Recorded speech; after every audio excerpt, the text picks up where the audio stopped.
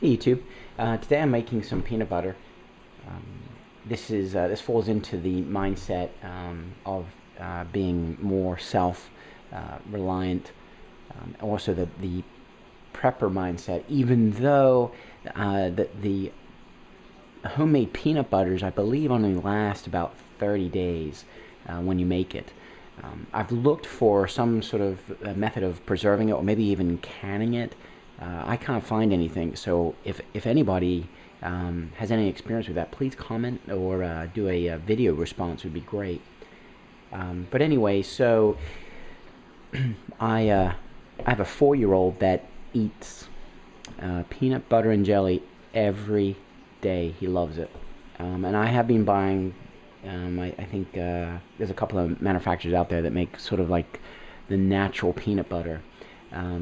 I think it's Muckers or no, Jiffy or one of those. I think it's Jiffy, and they have one that's kind of natural. But when you look at the ingredients, there's things in there.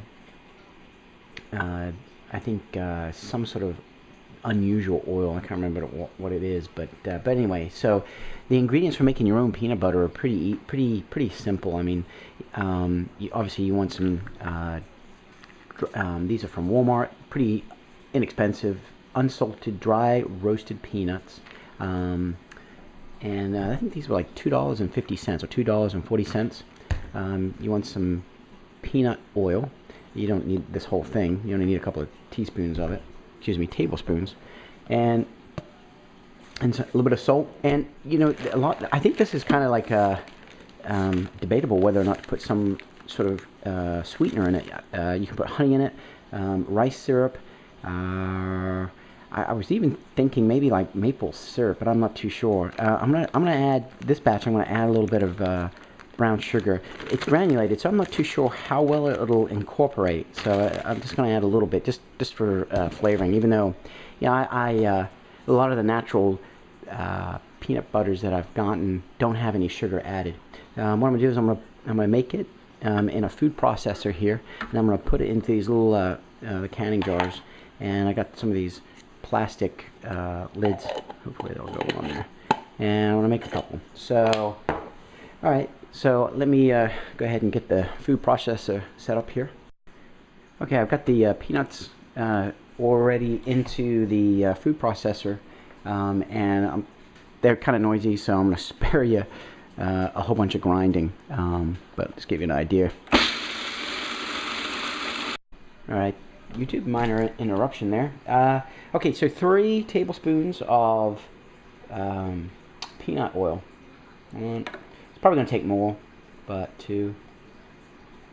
That's going to be a starting point. 3.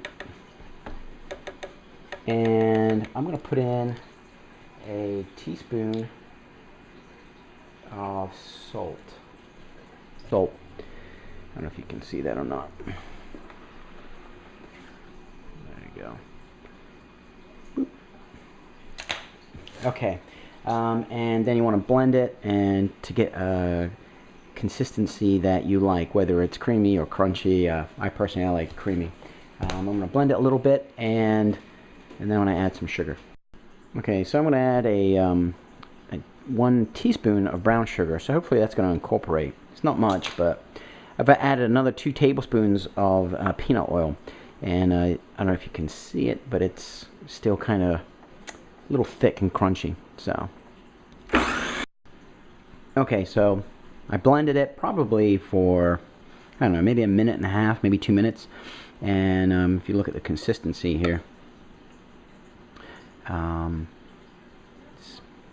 a little bit more, probably a little thinner than your a little soupy, I guess, than your store-bought peanut butter. I'm going to add a few more peanuts in there. I think I might have mixed it a little too, or added too much oil. It's very good though. What I'm going to do is, if I can talk now, I got it in my mouth.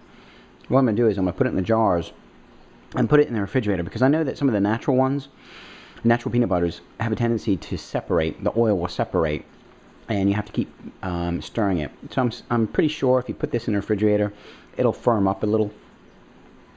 Just so you know, some of the natural peanut butters that you purchase for a little tiny jar, like about this big, they're like $4 and something. So, and you know, it's basically the same ingredients.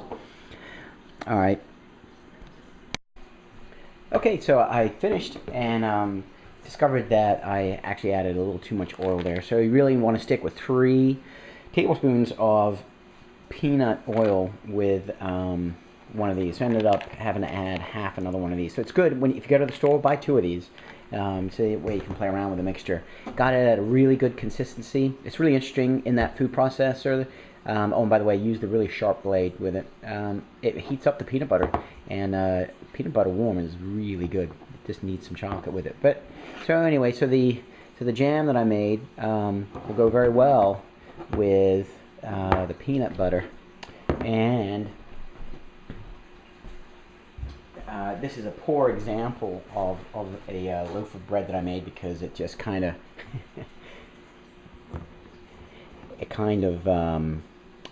I didn't use like a pan to make it more like a loaf shape. So really, I mean, between the homemade bread and your peanut butter and your jelly, I mean, you know what you're feeding your little ones and also yourself.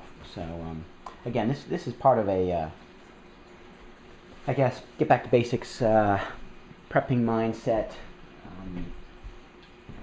and doing something good for you, and not relying on the manufacturers to make all of our products. Thanks for watching, YouTube.